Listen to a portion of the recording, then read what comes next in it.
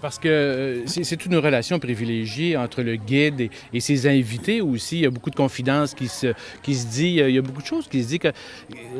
Pouvez-vous nous parler un peu de la relation qu'un guide peut avoir avec ses invités, à la chasse ou à la pêche? La relation qu'on avait avec les Américains était plutôt était assez timide parce qu'on ne parlait pas beaucoup l'anglais, premièrement.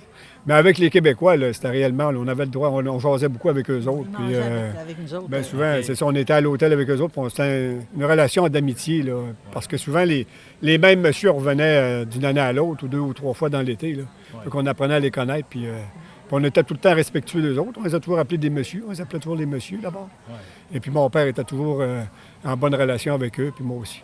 Parce que vous êtes des descendants, vous avez ça dans le sang, dans le fond. Vous êtes des descendants de la famille des Lirettes, descendants des Joseph et Charles et tout aussi, descendance aussi à Huron, dans le fond. Alors, parlons un peu de vos photos, votre document. Vous aviez récolté vos photos comment exactement? C'était votre père qui... Bien, grâce à ma famille, ma grand-mère, puis Colette, notre tante, là, la sœur de maman, qui est toujours vivante, qui a 88 ans, qui ont toujours conservé les photos. Bien, nous autres, on demeurait chez notre grand-mère. Là, quand on n'était pas au pensionnat, on était aux vacances d'été, on était chez notre grand-mère. Fait que les photos étaient dans cette maison-là, puis ont toujours été conservées. On est chanceux. Puis en plus, mon père écrivait toujours en arrière. OK, fait que ça vous donne des Ça, indices, c'est- là, oui. de recherche plus facile. Parce que là. c'est tellement petit, ces photos-là, là, que, tu sais, demander à quelqu'un, c'est qui, là, tu sais, ça prend une loupe, puis encore. Qui prenait les photos? Bien, c'est ça, là. En 47, 48, 49, là, papa, c'est les photos de ces années-là que j'ai et 54. Fait que c'est fort probable que c'est ces années-là que mon père avait son frère, ses frères, Herménégilde Plamondon, Aurélien Châteauvert, tout ça, là. Il y avait... Parce qu'il y a des photos, puis il y a plusieurs photos. Les autres années, il était pas mal toujours tout seul, là. Quand il partait attraper l'hiver, là, puis tout ça. Puis il y a les camps qui ont construit, là, comme celui avec Aurélien Châteauvert, là, avec Grant. Ah, oui. Et il y a des messieurs qui, quand ils ont vu le message, là, la publicité du tonnerre qu'il m'a fait dans 7-8 médias, là, le droit à la presse, là, le Triton, là, moi puis John, on s'en va au Triton. OK, ouais, c'est ça. Il y a une chose qu'il faudrait rajouter aussi quand on parle de guidage, là. Ouais. C'était toujours un canot de toit, le Triton. Hein? Ouais, c'est Il vrai. n'y avait pas de chaloupe là. Ouais. C'était- OK. Puis Moteur. on passait des heures sur la pointe du canot pendant que le monsieur pêchait. Ouais. Puis c'était juste à la mouche. La pêche au Triton était seulement qu'à la mouche. Fait qu'on se promenait toujours en canot de toile. Tout le temps, continuellement. Puis quand on partait pour aller à un autre lac, on embarquait le canot sur nos épaules puis on continuait. Comment vous avez réagi justement quand Maud a décidé, avec la motivation de M. Bellemare, de prendre les photos, de raconter des histoires, d'aller chercher des anecdotes des gens? Comment vous avez réagi? Ah ben moi, j'ai réagi de la façon suivante. C'est quand j'ai vu Maud qui était tellement passionnée puis qui travaillait là-dedans, c'est incroyable. J'ai dit, crime, elle ne peut pas manquer son coup. C'était extraordinaire ce qu'elle a fait là. C'était beau au bout, hein? Parce que, ah non, c'est... moi, je la félicite encore, ça n'a pas de bon sens. Vous en avez rencontré des gens aussi, plusieurs personnes à travers tout ça, hein? Oui, ah oui. J'ai rencontré l'ex-grand chef de la nation Huron-Wendat, Wally Picard, puis Jean-Marie Gros-Louis, mon cousin, ma cousine Hélène Gros-Louis. Ils sont décédés toutes les deux, mais j'ai été chanceuse parce que je les ai rencontrés avant. Fait qu'ils m'ont raconté beaucoup de faits, j'ai écrit. Puis même, M. Picard, un soir, m'a téléphoné. Maud, il dit, viens, là, je t'ai écrit une dizaine de pages. Puis une mémoire phénoménale, là. Tous ceux que j'ai rencontrés, Roland Sioui qui était petit gars, ensuite de ça, ceux de Lac-Édouard, tout le monde était content, tellement content qu'on parle de Gérard, là, puis d'Adélard, parce qu'ils l'ont dit, ils me l'ont tous dit, là, le Club Triton, si ces hommes-là n'avaient pas existé, il n'y aurait sûr. pas de Club Triton C'est aujourd'hui. sûr. Est-ce qu'à travers ce que vous avez fait comme recherche, anecdotes, ce qu'on vous a raconté sur votre père, est-ce qu'il y a des éléments que vous ne connaissez pas? Parce que des fois, on voit notre père différemment des autres. Est-ce qu'il y a des éléments, justement, qui ressortent, là, qui vous ont impressionné peut-être ou surprise? J'ai tout appris, Ouais. tout au grand complet. Là. Moi, tu sais, en étant pensionnaire puis en vivant pas avec nos parents, je savais rien, moi. J'ai tout appris de ces hommes-là. Là. Ouais. C'est peut-être pour ça que j'étais si passionnée. Ouais. C'est une thérapie en même temps. Ben, là. exactement. Moi, j'ai là. appris. Vous apprenez là, à connaître votre ouais. père là, à travers Oui, tout ça. c'est ça. Là, j'ai appris à connaître mon père, ma mère, encore Ouais. plus. Puis, tu sais, je les sentais. Il était là à côté de moi. Là. Il s'est tellement passé de choses là, du destin pendant ces 2 années-là. Là. Des fois, là, j'étais sûre que je me retournais, puis il était là. Vous sentiez de présence, Oui, là. oui, oui. Vous étiez suivi, là. Tout le temps. Puis où il arrivait d'autres choses, quelqu'un que je rencontrais, puis il me contait de quoi, il disait, C'est donc bien bizarre. Ben donc, j'avais toujours une photo. J'ai une photo de ça. Je la mettais dans mon... Quand je l'ai pris en main, là, je me suis dit, maintenant, là, je peux mettre les photos que je veux, Oui. comme j'en veux, puis le montant que je veux, puis écrire ce que je veux. Fait que j'ai rajouté des textes, puis... mais c'était assez le fun. J'aimais ça. Peut-être, parce que le temps passe rapidement, nous décrire un peu votre œuvre. Là. Vous avez, on parlait de 400 quelques photos. Oui. C'est des bottes vignettes, des textes. Ouais.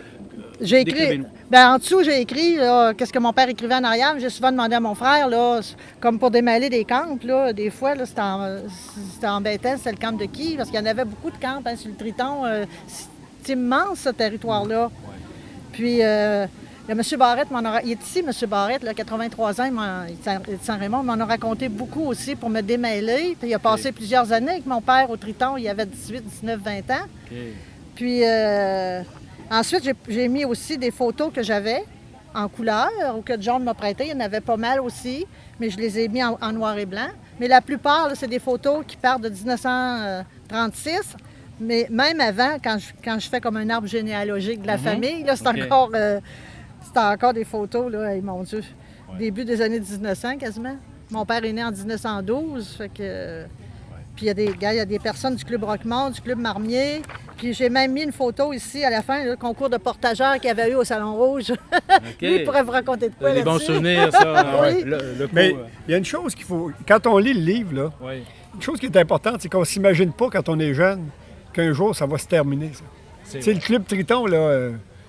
Quand mon père était là, on était chez nous. Oui. Puis on ne s'imagine pas qu'un jour, il n'y aura plus de père, il n'y aura plus personne. Puis là, on n'était plus chez nous. Quand on y est retourné par la suite, on n'est plus chez nous, là. Ah non.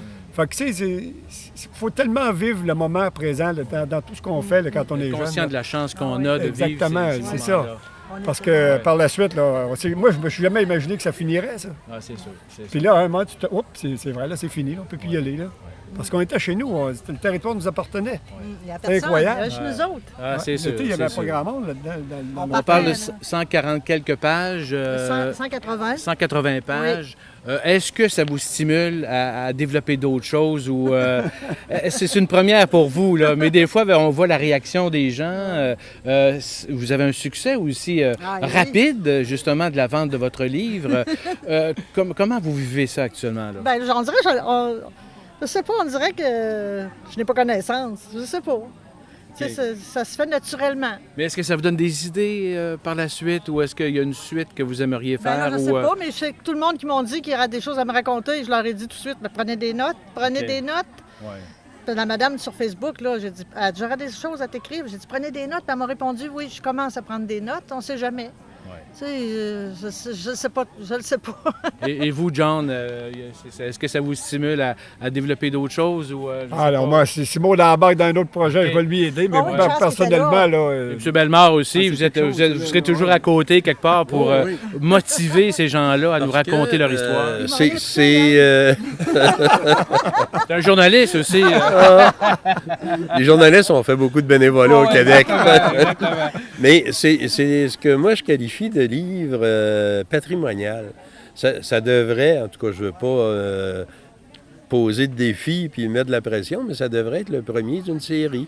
C'est le genre de livre qu'on devrait avoir, à mon avis, là. C'est très personnel, mais je pense que ça sera partagé, qu'on devrait avoir dans toutes les maisons de Port-Neuf, à part les bibliothèques municipales scolaires, des organismes qui reçoivent des gens de la région.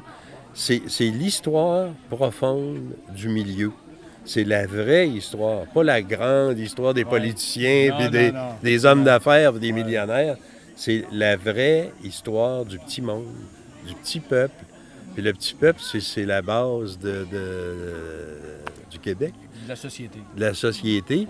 Et moi, j'aimerais en lire encore des textes, des anecdotes, des récits, voir d'autres photos. Alors, regarde, ça pourrait faire une belle bibliothèque, ça. C'est une bonne Mais idée. là, ça dépend de Maud Lirette. Ouais, ben, exactement ça. On va laisser digérer sa première étape, puis on verra la suite, effectivement.